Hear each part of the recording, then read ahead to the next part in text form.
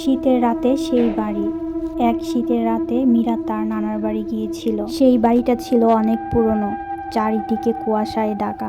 রাতে সবাই ঘুমিয়ে যাওয়ার পর হঠাৎ মীরা শুনতে পেল কাঠের মেঝেতে কারো ধীরে ধীরে পায়ের আওয়াজ। চুপচাপ দরজার ফাঁক দিয়ে তাকিয়ে দেখে সিঁড়ির নিচে দাঁড়িয়ে আছে সাদা শাড়ি পরা মহিলা। তার মুখ দেখা যাচ্ছে না, শুধু চুল ঝুলে আছে নিচে। মীরা চিৎকার দিতে চাইল, কিন্তু গলা দিয়ে কোনো আওয়াজ বের হলো না। হঠাৎ সেই মহিলা ধীরে ধীরে তার দিকে এগিয়ে এলো আর বলল, তুই তো আমার ঘরে থাকিস আমার অনুমতি ছাড়া, কেন? এই কথা শুনেই মীরা সঙ্গে সঙ্গে অজ্ঞান হয়ে পড়ে গেল। পরের দিন সকালে নানি এসে দেখে মীরা দরজার সামনে অচেতন হয়ে পড়ে আছে, আর দরজার গায়ে আঁচড়ের দাগ আর পুরনো একটা সাদা শাড়ি ঝুলছে। মীরার জ্ঞান ফিরল দুপুরের দিকে।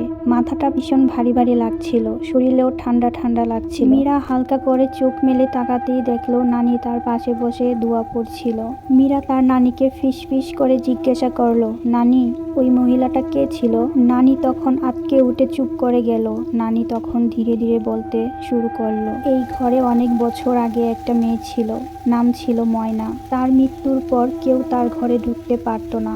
লোকমুখে শোনা যায় এখনো সে তার ঘর পাহারা দেয়। নানি সেই পুরনো শাড়িটা দেখিয়ে বললেন, এই শাড়িটা তারই। অনেক বছর আগে এই শাড়িটা হারিয়ে গিয়েছিল, আজ আবার কোথায় থেকে শাড়িটা বের হয়ে আসে। দরজার আঁচড়ের দাগগুলো তাজা, মনে হচ্ছে আগের রাতেই কেউ নখ দিয়ে এগুলো করেছে। নানি ঘরের আশেপাশে পানি পড়ে কিছু দোয়া পড়লেন, কিন্তু রাত নামতেই ঘরের বাতিগুলো একে একে বন্ধ হয়ে গেল, আর সিঁড়ির নিচে আবার ভেসে উঠল সেই পায়ের শব্দ। রিমা ভয় পেয়ে সঙ্গে সঙ্গে নানির আঁচলের নিচে মুখ লুকালো। হঠাৎ জানালার কাছে ঠক ঠক শব্দ। নানি দোয়া পড়তে পড়তে জানালার দিকে তাকালেন, কিন্তু সেখানে কেউ নেই। অথচ বরফের মতো ঠান্ডা একটা নিঃশ্বাস যেন ঘরের ভিতর ঢুকে পড়ল। রিমার ফোনটা আচমকাই খুলে গেল। স্ক্রিনে শুধু একটাই ছবি, পুরনো সেই মেয়েটা ময়না। চোখ লাল, চুল এলোমেলো, ঠোঁটে অদ্ভুত এক হাসি। ছবির নিচে লেখা, তুই আমার জায়গায় থাকবি, এখন দেখ। ঘরের বাতিগুলো এক ঝটকায় নিভে গেল। দরজার ওই পাশ থেকে ধীর গলায় ফিস ফিস করে কেউ বলে উঠল, এই ঘর আমার, এই ঘর শুধুই আমার। রিমা চিৎকার দিয়ে উঠল, কিন্তু রিমার গলা দিয়ে কোনো শব্দ বের হলো না। তারপর সকালে রিমাকে আর ঘরে কোথাও খুঁজে পাওয়া গেল না। খাটের নিচে পড়েছিল মোবাইল, স্ক্রিনে শুধু ওই একটাই। নিখোঁজ হওয়ার পর পুরো গ্রামই আতঙ্ক। নানি তখনও কিছু বললেন না, কিন্তু তার চোখের নিচে ঘুমহীন রাতের ছায়া। মীরার মোবাইলটা এখনো কারো স্পর্শ সহ করতে পারে না। যে এই ফোনটাকে ধরতে যায় স্ক্রিনে ভেসে ওঠে, তোমরা তাকে কখনোই ফিরিয়ে আনতে পারবে না। একদিন মীরার ছোট ভাই রাফি সাহস করে মোবাইলটা খোলে। তখন ফোনের স্ক্রিনে একটা ভিডিও চলে আসে। মীরা একটা অচেনা ঘরে বসে আছে, গলা পর্যন্ত সাদা চাদর মোড়ানো। হঠাৎ ক্যামেরার দিকে তাকিয়ে বলল, নানিকে বলো আমি ময়নার ঘর থেকে বেরোতে পারছি না, সে আমাকে আটকে রেখেছে। পাশ থেকে ময়না ফিস ফিস করে বলে উঠল, একবার যারা ঘর থেকে আসে তারা কি আর ফিরে যেতে পারে? তারপর ভিডিও বন্ধ। রাফি এক দৌড়ে ঘর থেকে বেরিয়ে চলে যায়। পেছনে আবার সেই ঠক ঠক শব্দ জানালায়। নানি এবার দোয়া পড়তে পড়তে পুরনো একটি বাক্স খুললেন। ভেতরে ছিল একটি লাল সুতোয় বাঁধা তাবিজ আর একটি চিঠি। চিঠিতে লেখা ছিল, যদি আমার নাতনির কিছু হয় এই তাবিজ খুলে কবরস্থানে নিয়ে যেতে হবে ঠিক 3 দিনের। মীরা নিখোঁজ হওয়া আজ 3 দিন।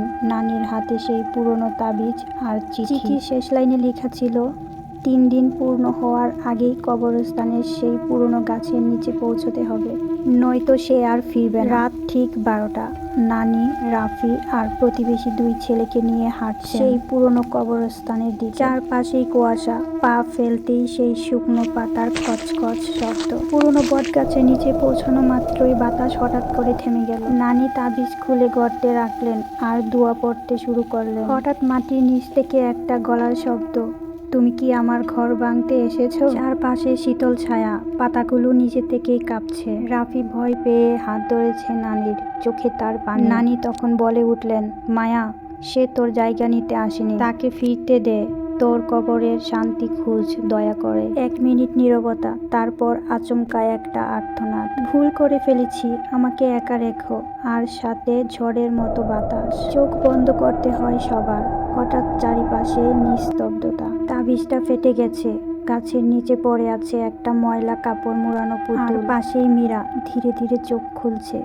সে কাঁপা কাঁপা কণ্ঠে বলে উঠল, আমি স্বপ্ন দেখছিলাম, কিন্তু সেই স্বপ্ন থেকে জেগে উঠতেই পারছিলাম না। নানি তাকে জড়িয়ে ধরেন, কিন্তু কেউ খেয়াল করেন। বট গাছের উপরে লাল চোখ নিয়ে এক নীল ছায়া। মীরা ঘরে ফিরেছে, কিন্তু সে আর আগের মতো নেই। চোখের নিচে কালি। রাতে ঘুমাতে গেলে উঠে বসে থাকে, চোখ খুলে বলে, আমার জায়গা কে নিয়েছে? আমি তো এখানেই আছি। নানি আবার দোয়া পড়তে শুরু করেন। রাফি একটা তাবিজ এনে দেন নানিকে, কিন্তু নানি যখন রিমার হাতে তাবিজটা দেয়, রিমা তাবিজটা ছুতেই চিৎকার দিয়ে রিমার গলা দিয়ে বেরিয়ে আসে অন্য এক কণ্ঠ, তোমরা আমাকে ডেকেছো কেন? আমি তো চলে গিয়েছিলাম। ঘরের বাতিগুলো মিটমিট করে জ্বলে উঠল।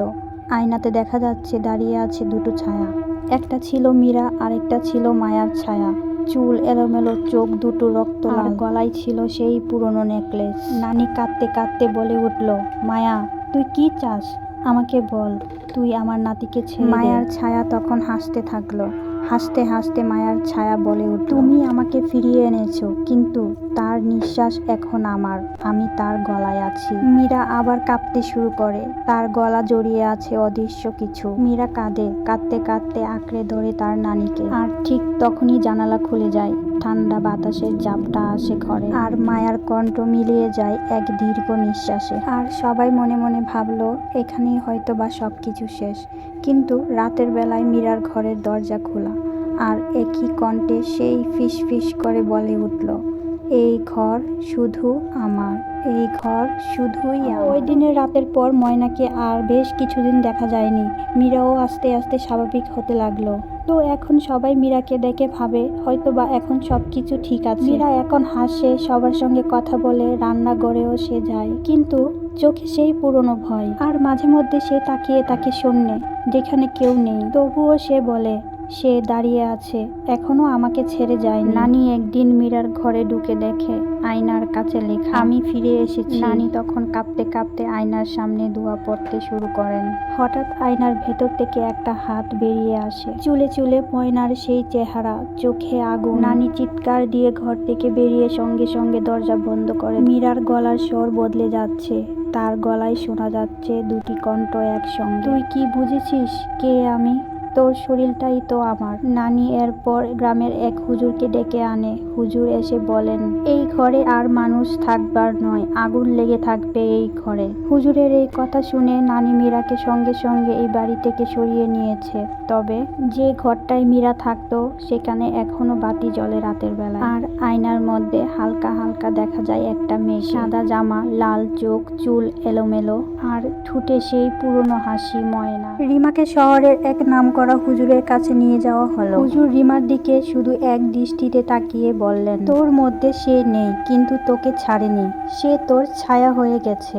মীরা তখন ভয় পেয়ে বলল, আমি কি করব? আমি কি কখনো মুক্তি পাবো না? হুজুর কোরআন শরীফ খুলে পড়তে শুরু করলেন। আজান দিতে দিতে চারপাশ থমকে গেল। মীরার শরীর হঠাৎ কাঁপতে লাগলো, গলা থেকে বেরিয়ে এলো হঠাৎ এক বিকট কণ্ঠ, আমি মায়া, আমাকে ঠকিয়েছিল ওরা, এখন আমি কাউকেই ছাড়বো না। হুজুর সজোরে দোয়া পড়তে লাগলেন। ঘরের বাতিগুলো টিম টিম করে নিভে গেল। জানালায় বাতাসের ঝড়, তবুও হুজুর কিছুতেই থামলেন না। এক সময় মীরা হঠাৎ নিস্তব্ধ হয়ে গেল। হালকা আলোয় দেখা গেল মীরার গলা থেকে যেন ধোঁয়া বেরিয়ে যাচ্ছে, আর ধোঁয়ার ভিতরে এক মুখ, সেটা মায়া। চোখ বন্ধ, মুখ শান্ত, সে ধীরে ধীরে মিলিয়ে গেল আলোয়। হুজুর শান্ত গলায় বললেন, এবার সে চলে গিয়েছে, শান্তি পেয়েছে। তারপর মীরা ধীরে ধীরে সুস্থ হলো। আয়নার মধ্যে আর দেখা যায় না সেই হাসি, আছে শুধু মীরার প্রতিচ্ছবি। তবে মীরা এখনো রাতে ঘুমাতে যাওয়ার আগে জানালাটা ঠিকই বন্ধ করে আর আয়নার সামনে দোয়া পড়ে, কারণ মীরা জানে সব আত্মা শান্তি পায় না, আর সব গল্প শেষও হয় না। তো মীরা গল্পটা এখানেই শেষ হলো। যদি আপনাদের কাছে মীরা গল্পটা ভালো লেগে থাকে তাহলে অবশ্যই জানাবেন, আমি নতুন কোনো গল্প নিয়ে আবারও চলে আসবো।